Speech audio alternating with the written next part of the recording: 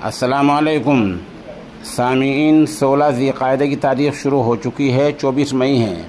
ख़बर का उन्वान है कैराने में बड़ा हादसा, डॉक्टर अब्दुल रहीम की जय हादसा पर मौत, इन्ना लिल्लाहि व इन्ना इलैहि राजिऊन। ख़बर के लिए वहीं से जनाब नौमान अंसारी हमारे राब्ते में हैं। वो बता रहे हैं कि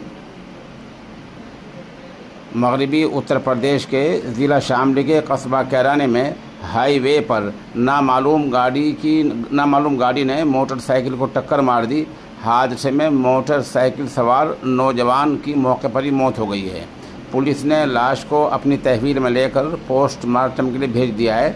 साथ ही इस हादसे की वजह से घर में और आसपास के पड़ोस में निहायती गम का माहौल है।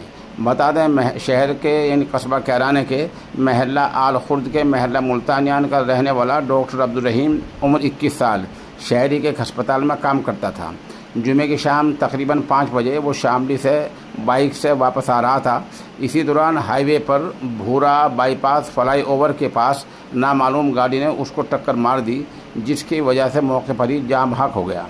हादसे के बाद ड्राइवर गाड़ी समेत मौके से फरार हो गया है। मुतवफ़्फ़ी ने हेलमेट पहना हुआ था, फिर भी उसके सर में शदीद चोटें आई थी। इस दौरान हादसे के बाद वहाँ भीड़ इकट्ठी हो गई। इत्तला मिलने पर पुलिस भी मौके पर पहुँच गई और लाश को अपनी तहवील में ले लिया। बताया जाता है डॉक्टर मरहूम की अभी शादी नहीं हुई थी। उनके वालिद हाजी मोहम्मद इलियास पानीपत के एक कारखाने में काम करते हैं। हादसे की वजह से घर में और पड़ोस में निहायती रंज का माहौल है। इस हादसा फाजिया पर जामतुस्सहादा के मौत में मौलाना मोहम्मद इरफान साकिब कासमी ने निहायती रंजोगम का इजहार किया है और बताया कि उनके पड़ोस में ये रिश्तेदार रहते थे, उनके क़राबतदार थे और ये आज एक सड़क हादसे का शिकार हो गए हैं।